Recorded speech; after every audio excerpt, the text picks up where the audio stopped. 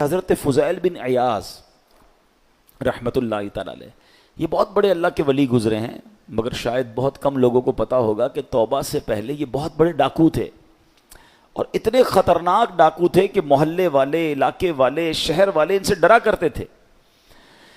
آپ نے قرآن مجید کی ایک آیت پر عمل کیا۔ ہوا کیا کہ ایک بار آپ قافلے کے ساتھ کہیں جا رہے تھے، قافلے میں ایک شخص جو تھا تلاوت قرآن کر رہا تھا، اور اس نے یہ آیت پڑھ دی۔ آیت کیا ہے؟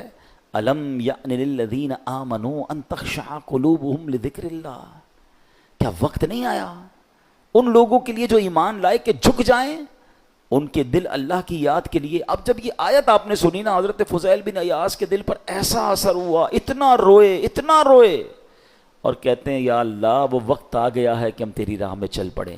آپ رحمت اللہ تعالی علیہ زاروں کے تار رونے لگے، اس کے تقاضے پورے کیے، لوگوں کا لوٹا ہوا مال واپس کیا، اور اپنے سارے جو ڈاکوؤں کا گروپ تھا کہہ دیا کہ میں نے توبہ کر لی ہے، اب میں اللہ کی نافرمانی نہیں کروں گا۔ ڈاکوؤں کے قافلے والوں نے کہا کہ سردار آپ ڈکیتی میں بھی ہمارے سردار تھے، اب توبہ کر لی تو اس میں بھی آپ ہمارے سردار ہیں۔ پورے قافلے نے توبہ کی، اللہ کی یاد میں لگ گئے، علم دین سیکھا، عبادت و ریاضت میں مصروف ہوئے۔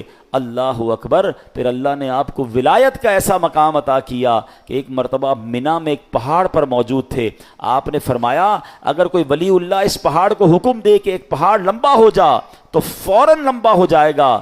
بس اتنا کہنے کی دیر تھی کہ پہاڑ نے لمبا ہونا شروع کر دیا۔ آپ نے فرمایا پہاڑ رک جا، میں نے تجھے حکم نہیں دیا ہے۔ یہ سنتے ہی وہ ٹھہر گیا۔ تو اللہ والے جو ہوتے ہیں، اب یہاں جو اصل ہمیں بات سیکھنی ہے کہ توبہ کرنے سے اللہ کیسا مرتبہ عطا فرماتا ہے۔ ڈاکو ہو اللہ اسے اپنا ولی بنا لیتا ہے، بس سچے دل سے توبہ کرنا ہے اور قرآن کے نور کو دل میں داخل کرنا ہے۔ ایسی بہت ساری قرآن میں آیتیں ہیں، اگر بندہ دل سے پڑھے تو وہ ڈائریکٹ دل پر اثر کرتی ہیں، امپیکٹ کریٹ کرتی ہیں۔ آپ قرآن کا امپیکٹ دیکھیں نا، کبھی کبھی ایسا ہوتا ہے کہ بہت اچھا قاری تلاوت کرنے والا ہو یا امام صاحب بڑی اچھی تلاوت کر رہے ہوں، ہمیں سمجھ نہیں آتا مگر آنکھوں سے آنسو جاری ہو جاتے ہیں، دل پر ایک کیفیت طاری ہو جاتی ہے۔ کیسے؟ بات تو سمجھ نہیں آ رہی ہے۔